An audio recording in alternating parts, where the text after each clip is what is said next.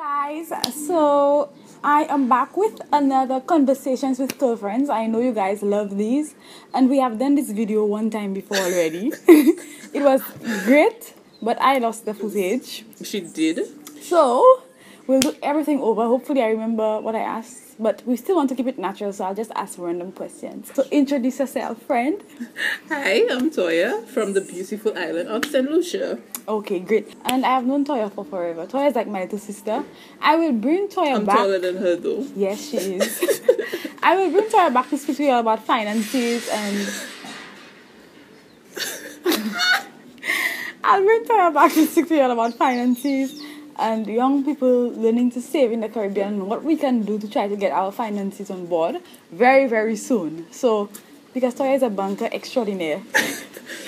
And she's the I only just want reason... Shannon to save money. That's all. That is all. She's the only reason I'm saving any money at all. Praise Jesus.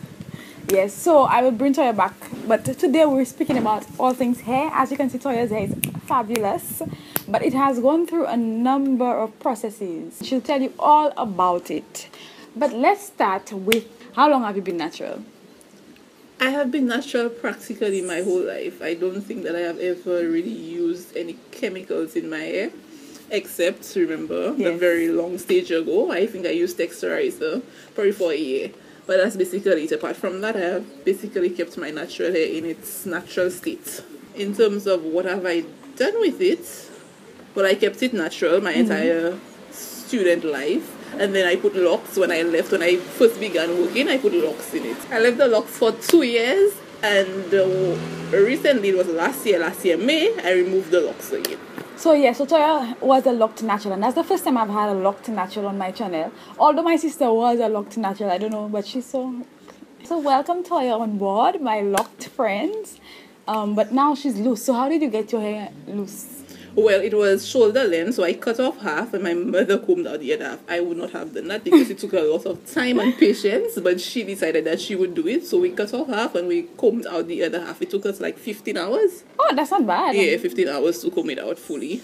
And from there we back to basics. Okay, so was it painful? It was horribly painful, especially the front, because what I realized is wherever I used to interlock more often, it was really hard to get out. So it was painful. The front was, after a while I was just like, cut it off. Tried, and then we got off. We managed to save. Right, because that's the other half, right? Well, it has grown since, because the first pictures, but yeah, basically that's the other half. Right, okay. And when you combed out the locks, did you have to trim? Well, that's the thing. Probably that's why I'm experiencing some problems right now, because we didn't really trim anything. Whatever we cut off, that's the same way we cut it off. It's basically what I currently have there. I didn't trim it or anything after. Okay. So you mentioned problems. We'll get to that shortly. But let's go back to your lock journey. What was your regimen when you were locked? That's why I chose locks, because locks was very easy for me. Locks was beautiful. Locks was the lowest maintenance I've ever experienced with hair. So basically, what I used to do every 6 weeks, I would not interlock. Every 6 weeks, I would twist. Okay. And every 6 months, palm roll? Yeah, palm roll. Okay. And every 6 months, I would interlock. So you find that I would have a lot of growth before I interlocked it. Right. In terms of what products did I use, I hardly had to use any products. I started to use oils, mainly oils, because I didn't want the product build up. Right. Yeah. Right. So I basically used oils. And in terms of care, the hairstylist did mostly everything. So she twisted it for me when I needed it, and she styled it when I needed it. I tried to refrain from styling it, especially around the edges, because I didn't want it to break off easily. My locks were not small, so you find that they did not break off, or you need to join them or anything like that.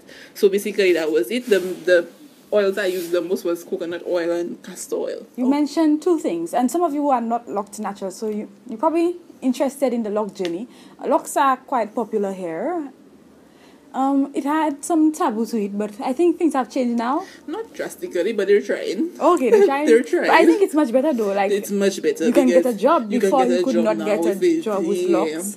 Now people are starting to see it as I think the hairstyle. people who's suffering is the freeformers. Yes, those people who are probably, actually Rastafarians. Yes, they're probably still suffering. But then these days we can actually wear head wraps and go into the workplace. Right. So you find that probably they can do that. But in we can. Yeah. I don't actually feel, and it's sad to say that I don't feel comfortable wearing a head wrap to go to because work. you find people stare at you. Yes. I find people literally stare at you like, what is she doing? And St. Lucia, we're still very conservative. We're conservative people. Although locks originated within the Caribbean. Exactly.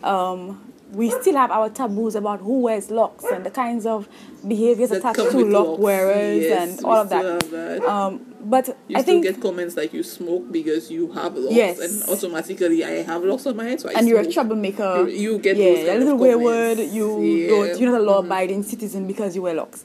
But I still like the Empress comments. People yes, always call you Empress. yes, honey.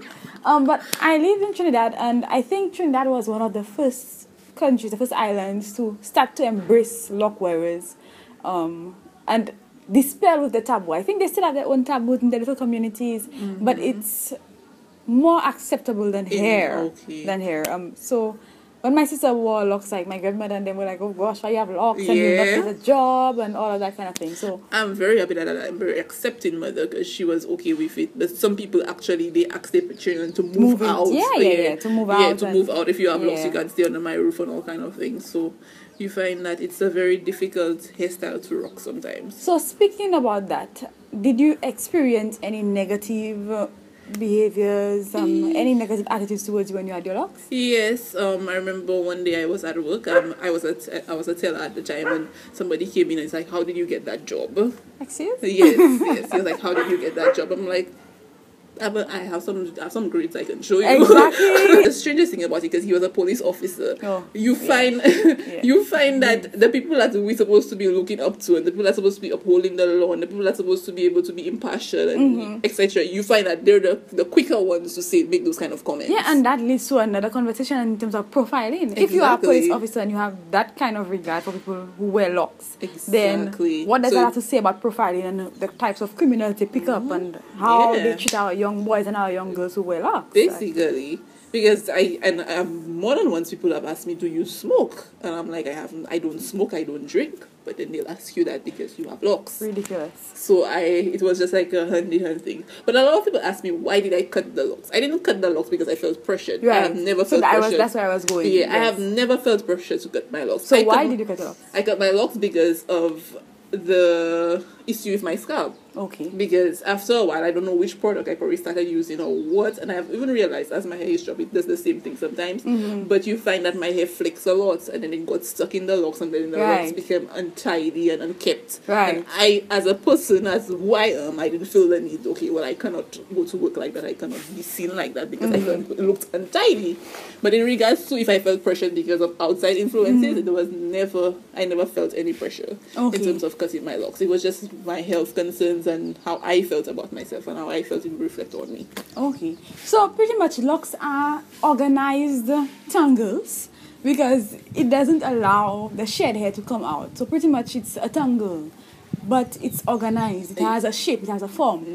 So pretty much what Toya is saying, she had scalp issues like me.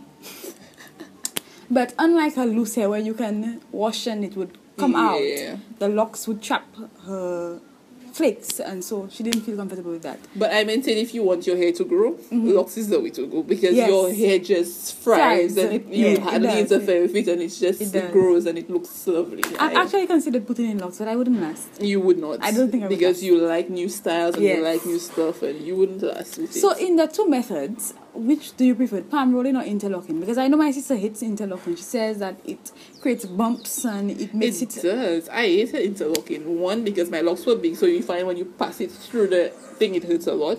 But more than anything, I found the interlocking not necessarily, like, it did not last as long as it should. Right. And then you found that the interlocking was way more expensive than the twisting, and the twisting did the same thing the interlocking did. Right. And I think the twisting is less straining on your hair follicles and the interlocking. And you find that even the hairdresser I used to go to, she said to me, the more you interlock, the thinner you make the locks, and then the easier it is to break off. Right. So you found that she always encouraged me, and that's why she told me, I don't want to see you in my chair every 3 months. Right. So I stuck to that every 6 months. Okay, awesome. Yes. So people, you are learning some things if you're considering locking your hair. And if you have locks, if you're a locked natural, because I know I have a variety of people viewing, you can probably research what are the processes that you can use and probably consider palm rolling. Palm rolling is a lot more gentle because I know a lot of lock wearers, the hairline recedes after a while. And some people end up cutting the locks because they thin out. So consider the processes you use. But then again, what I would advise anybody who's considering putting locks is do not fall victim to all of the information out there, because everybody has a theory. I'm telling you, it's with the natural the entire natural hair movement. There is a theory everywhere, and then you find you get trapped with all sort of products, and you're confused, you don't know what to do. Locks is a very natural journey. It's a very natural process. Let your hair do what it wants to do. Exactly. The most you can do is probably tame it, find a way to shape your parts and stuff. Right. But the majority of the time, you let the locks grow. Yes, a locks is not. It's not relaxer. It's not a slick back style. So you will have a little frizzy. Let the little frizzy do its business. And the original lock wearers, Rastafarians, don't use very many products. They use the cactus, the aloe, very natural ingredients. Yes. So you were mentioning problems. In terms of the natural hair? Yes. Let's talk about your loose natural hair now. So you said you didn't trim? I didn't trim. I don't know how you can be my friend. Lord Jesus. Mercy. I did not trim, and I have been wanting to trim. The last time I asked Charlotte to trim my hair, she gave me this very, very, very conservative trim. Like she did not want to touch my hair. That was a good trim, girl. Yeah, that was a good trim. Y'all know I don't play bad at trim. Like she did not want to touch my hair. Like she, it was precious gold, and she did not want to touch it. By the way, you really did treat my hair like precious gold. Thank you. Oh, please. Y'all heard that? But my point is, I have not sat down and had a good trim, and I think it's leading to breakage at this point because you find that there are a lot of fairy knots and stuff at the end. So you find. But I think my two main problems right now is dryness and breakage. You explained to me the last time that my hair is not dry. That's what natural hair is supposed to sound like. Yes. In my head, it's dry. People, there is crackling dry hair, and there is the rustle of natural hair. When you touch natural hair, there is a rustle. Miss Toya thinks the natural rustle of natural hair is crackling dry sound. I think that my hair is dry, and the reason why I think my hair is not dry right now. My hair is very dry right now. This is a 4-day-old twist out. Let me tell you, your hair is not dry right now. No, your hair is not dry. Wow. There is moisture within the strand of Toya's hair right now, and very few naturals I find that their hair is moisturized. Toya's hair is well moisturized. Because I'm trying the lock method these days. Hallelujah. Yes, after much debate. But still, Toya, your hair is not dry right now. I mean, it might need to refresh. It's on the brink of needing a refreshing, but it's not dry.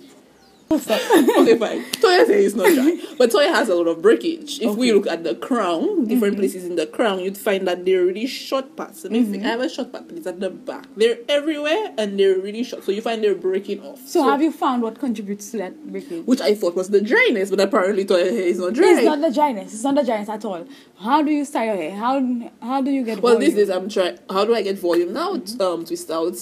Do you use a pick? No. Do you use a comb? No. Do you use brushes? Fingers. Okay. Only fingers. In terms of that. In terms of when I have to actually do the protective styling, I would comb it out and stuff. But then with a comb. What kind of comb? The big white tooth comb. You're too good. Who is doing the protective styling for you? Me? Okay. The only thing I can probably blame myself for is probably the separations. They're probably not clean, so you find that probably they're going to other sections. That is a major, which is why my hair breaks. So I have breakage because of that. Yes, which is why I'm asking you all of the questions. Like, this hair is in this thing, and then you end up pulling, and playing in it, and so it breaks off. So I am aware that might be one of my problems. Also, something that happens to me is when I am separating, because my hair is not a loose texture, it tangles. Which is why I don't like to do separated styles. Mine too. And so when I am separating my hair, you find that I have to pull it. Exactly, and it ends up breaking, and you don't realize it ends up breaking. Always. Which is why you have shorter pieces. So that might be the culprit. It could be. If you met somebody right now, that's not me telling you that she's single, eh? I cannot do that. If you met somebody right now and he told you that he really likes you, he likes your drive, he likes that you're ambitious, he likes everything you have going for yourself, but he doesn't like the natural hair, what would be your response?